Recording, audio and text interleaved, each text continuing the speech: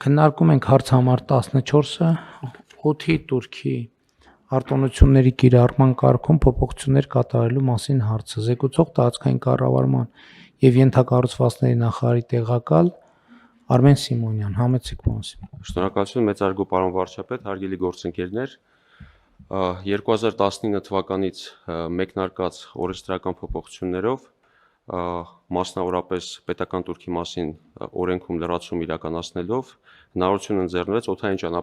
ճանապարհով նոր ուղղություններով չվերթեր իրականացնելիս օդային ուղևորներին օգտվել պետական տուրքի, այսպես կոչված օդի տուրքից ազատվելու արտոնությունից, որը համաձայն օրենքի կազմում է 10,000 դրամ, եւ այդ պահից սկսած մենք ունեցանք բավականին լավ դինամիկա աշխարհագրության ընդլայնման եւ այդ դինամիկան շարունակվեց եւ 2023-24 թվականների թվերով մենք տեսանք, որ հասել ենք որոշակի պլատոյի, այսինքն հագեցվածության այդ որոշումների եւ այլ որոշումների արդյունքներով Արդյունքում 25 թվականին մենք նաև կառավարության կողմից ընդունվեց սուբսիդավորման ծրագիր նոր ուղղություններով եւ դրանից օգտվեցին այս պահին ունենք երկու ավիաընկերություն, որոնք օգտվում են եւ 25 թվականին արձանագրեցինք 7.5% աճ 24 թվականի նկատմամբ։ Միաժամանակ նաև օդային փոխադրումների ոլորտում իրականացվեցին բարեփոխումներ, մասնավորապես տարբեր ծառայությունների մասով թվային համակարգով սկսեցին այդ ծառայությունները իրականացվել եւ 2026 թվականին արդեն ունենք նույնպես որոշակի աճ այդ իրականացված փոփոխություններով ներկայացված նախագծով ինչ ենք առաջարկում Նախ այս կառավարության որոշմամբ սահմանված են այն հիմնական պահանջները, որոնք գործում են ավիաընկերությունների նկատմամբ, այսինքն մինիմալ որքան չվերթեր պետք է իրականացվեն ինչ ուղղություններով եւ այլ պայմաններ։ Գործող խմբագրությամբ ամառային եւ ձմեռային ժամանակահատվածներում չվերթեր իրականացնելիս սահմանված են մինիմալ չվերթերի պահանջներ, համապատասխանաբար 28 չվերթ ամառային ժամանակահատվածում եւ 20 չվերթ ձմեռային ժամանակահատվածում։ Սրա կիրառությունը որոշակի արդյունք տվեց, սակայն բազմաթիվ ընկերություններ դիմում են այն հարցով, որ եւ փաստը ցույց է տալիս, որ օրինակ ընկերությունները կարող են ամառային ժամանակահատվածում իրականացնել 60 չվերթ, 70 չվերթ, բայց ձմեռային ժամանակահատվածում չկարողանան իրականացնել ելնելով ուղևորի հոսքից այդ մինիմալ 20 չվերթը եւ չեն կարողանում օգտվել այդ օդի տուրքի արտոնությունից, որոշ դեպքերում էլ չեն մեկնարկում այդ չվերթերը։ Եվ սա է պատճառը, որ այս որոշմամբ մենք առաջարկում ենք մեկ թիվ ֆիքսել ամբողջ տարվա ամառային եւ ձմեռային ժամանակահատվածների համար մինիմալ 40 չվերթի իրականացում եւ չնշելով թե ամառայինում որքան պետք է իրականացվի եւ ձմեռայինում որքան պետք է իրականացվի։ 2026 թվականին նաեւ պետական տուրքի մասին օրենքում փոփոխություններ իրականացրեցինք, գործող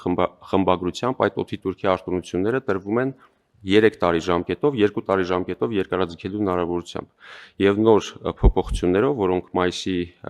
6-ից ուժի մեջ են մտել,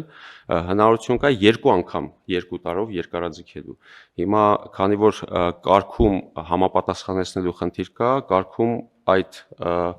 երկարաձգման պրոցեդուրաները համապատասխանեցրել ենք գործող օրենսդրությանը։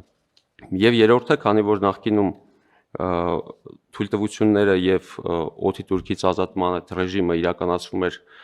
նախարարության կողմից թղթային եղանակով եւ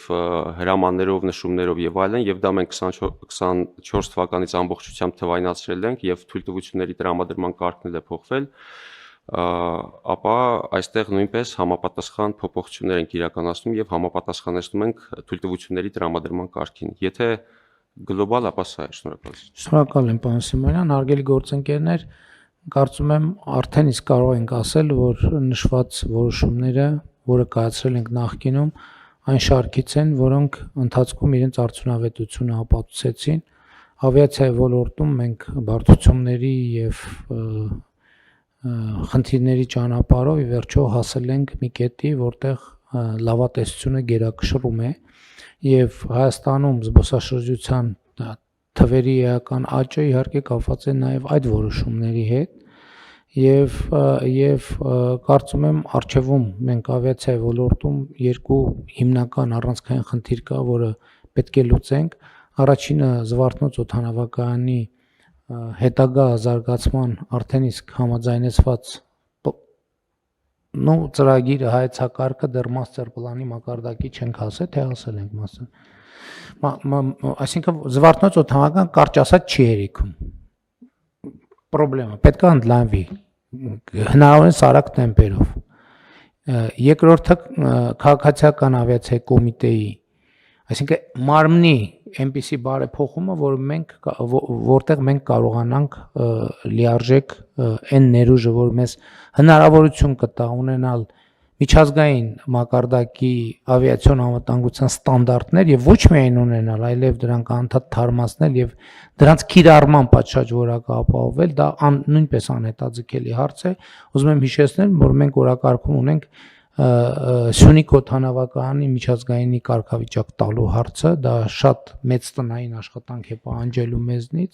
եւ իհարկե Շիրակ օդանավակայանի հետագա զարգացման հետ կապված աշխատանքները, որը այս համատեքստում իհարկե կրկին դիտարկելի է։ Ես ավիացիայի ոլորտի բարեփոխումը, այն ինչ որ հիմա տեղի ունենում, կարող եմ համեմատել մասնավորապես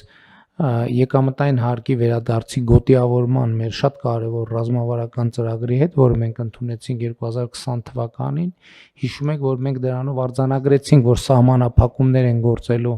Երևանում, հետո Երևանամերձ մարզերում։ Ուզում եմ նաև հիշեցնել, որ 2027 թվականի հունվարի 1-ին Երևանամերձ մարզերի այդ արտոնությունը սպառվելու է, եւ ես այս գլխից ուզում եմ ասել, որ մենք չենք երկարացնելու, այնպես որ բոլոր այն ներդրողները, ովքեր պլաններ ունեն, պետք է մինչև 2027 թվականի հունվարի 1-ը ունենան շինարարության թույլտվություն, որպեսզի գործի, որովհետեւ հիմա արդեն ժամանակն է, որ երկրորդ հեռավորության վրա գտնվող մարզերում գործի ծրագիրը, որտեղ նույնպես որոշակի սահմանափակումներ կլինեն, բայց մենք ուզում ենք այս բնականաշինարարությունը տեղափոխվի։ Ես հստակ ասում եմ եւ չեմ քննարկելու այս հարցը 2027 թվականի հունվարի 1-ին Երևանամերձ մարզերի համար ժամկետը ավարտվում է եւ չի երկարացվելու։ Նրանք ժամանակ կա, ովքեր մտածում են, պլաններ ունեն, այսօր թող իրենց ներդրումային ծրագրերը ճշտեն եւ 2027 թվականի հունվարի 1-ի դրությամբ ունենան շինարարության թույլտվություն, եթե ոչ արդեն պետք է մտածեն մյուս մարզերում շինարարություն իրականացնելու մասին։ Իսկ այս պայդրությամբ, պարոն Խոջյան, մենք ճիշտ ենք, չէ՞ հասկանում, որ զբոսաշրջային առումով ռեկորդային տեմպի մեջ ենք։ Պարոն վարչապետ, մի երկու թիվ ներկայացնեմ։ 2026 թվականի հունվար-մայիս ամիսներին Հայաստան է այցելել 825,384 զբոսաշրջիկ, որը 2025 թվականի նույն ժամանակահատվածի համեմատ 19.3% ավելի բարձր ցուցանիշ է, բայց մենք նույնիսկ համեմատում ենք նախորդող 6 տարիների նույն ժամանակահատվածի համեմատ, եւ սա ամենաբարձր ցուցանիշն է զբոսաշրջիկների թվաքանակի առումով։